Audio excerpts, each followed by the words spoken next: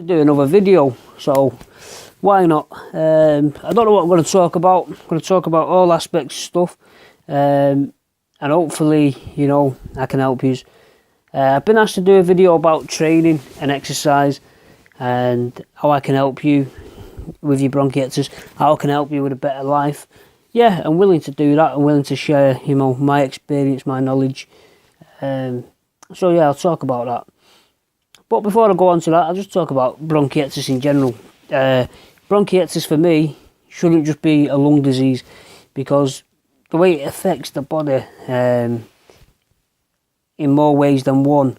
You know, it's not always the chest, the lungs. Sometimes you feel aching. Sometimes you have nasal problems.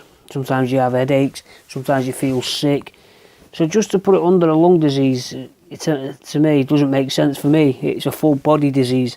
So when we look at it's a full body disease, then we have to target how we can make our body better, instead of how can we make the lungs better, how can we improve the oxygen. No, we should look at how bronchiectasis affects us, and each and every one of us will share similarities in, you know, the way we feel. I've touched on it before. Some of us will have different, you know, symptoms than others. Someone might be more wheezy than me. I might get more chest infections than you, which I do. You know, 9 times out of 10 I probably get more infections than you. That's my main problem. So then we have to see what's causing the infections. Sometimes it might not necessarily be just the bronchiectasis. Yeah, it might be you doing too much with bronchiectasis. So that means you could be in the gym too much. You could be doing too much housework. You could be stressing, leading on to chest infections.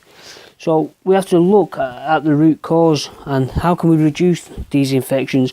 And it ain't always medicine. Medicine's not always the answer. Let's look at our diet. Let's see if we're getting the fruits, the veg. I'm not big into vegetables, but if we did a Manchester bronchiectasis place, I'd show them what they need to be doing on a daily basis. They need to eat more food than a normal person. And yeah, scared of getting fat. I'm not concerned about getting fat. I'm concerned about getting better. And if you train alongside a high calorie diet, it's not so bad. So I believe we need a high calorie diet. I don't believe in frying your food too much, because at one point I was doing a lot of frying food, like steaks and this and that, trying to get bigger. Thought someone come in, try to get bigger, and it just, I don't know. It's almost like we have to be specific to the point of what we're even eating, even what we're putting in the body. That's why I touch on don't drink. You know, don't drink unless it's a party, unless it's, you know, something worth celebrating. Don't just drink for the reason of drinking. Get the Greek yogurt in. The Greek yogurt, you can get a tub of Greek yogurt, a kilo, from Lidl, and all I do is, it tastes disgusting, right? But what's 3-4 teaspoons or tablespoons? Put it away.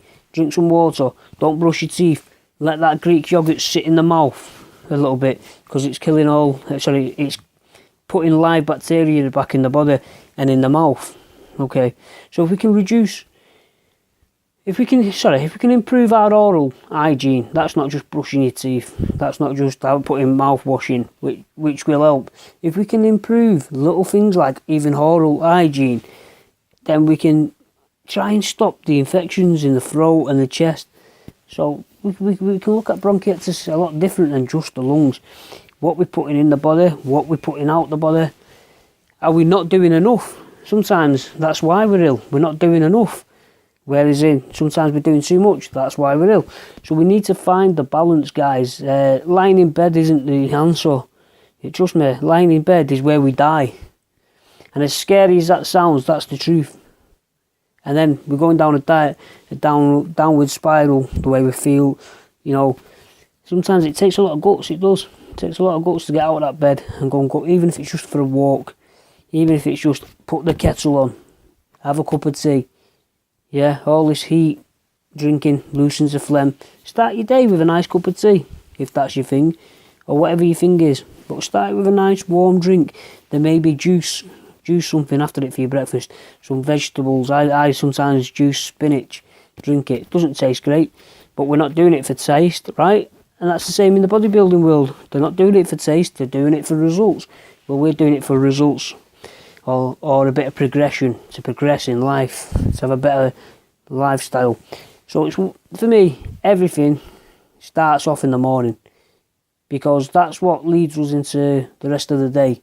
So there's no point taking your nebulizer at 4 o'clock in the afternoon. Your day's done. Take it the minute you wake up. I know it's long-winded, and sometimes I don't even take it. Sometimes I go 2 days, yeah? But if we can keep doing the things, because I agree 110% the nebulizer works, alright? It works. That stuff works. Azithromycin, it works, but I don't think it should be prescribed the way it's being prescribed. Some people are on it every day. An antibiotic that stays in the system for 5 days doesn't need to be taken every day. Even doesn't have to be taken 3 times a week. Common sense, maybe twice a week is more than enough. So yeah, medication's not everything. So look at what we're doing. Look at when you run down. What led you to feel run down? Why do you keep getting these chest infections? Because even the specialists don't know sometimes. Yeah, sometimes they don't even know why we keep getting them. So look at lifestyle and see if you can do lifestyle changes to help you. Like, I've not even coughed once, and I think that was subliminal. I coughed then. So I'm not having too much of a bad day today, apart from feeling a bit tired. I'm not having such a bad day. But bronchiectasis is a weird disease, because it can just kick in like that. We can feel tired, we can feel fatigued, and it comes out of nowhere. It's like a sucker punch from hell. If bronchiectasis was a ghost, a spirit, it'd be a demon, and I've always said that. And I believe it. Anyway, enough about that. People ask me about training and stuff. How can they improve their oxygen, their training? I don't know, what can we touch on? Well, there's a saying, it's not a sprint, it's a marathon. So if you've not done anything in a long time, common sense says ease into exercise. Okay, cardiovascular doesn't mean running, because obviously the heart, cardiovascular, the lungs, it doesn't necessarily mean running. You can get enough cardiovascular from doing press-ups, for instance. It takes a lot to do a press-up, even though it's just a body exercise and not a weighted exercise or an endurance exercise. The more you progress in the press-ups, so if you can only do 5 today, next week 20, the following month 50, you get where we're getting. Then you're building not only muscle, but you're also building cardiovascular.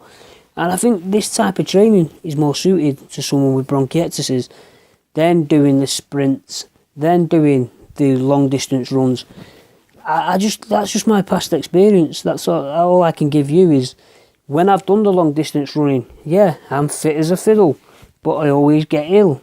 When I've done the explosive bag on the bags, thinking, I could make a comeback, I fall ill again. So it's about reading your body.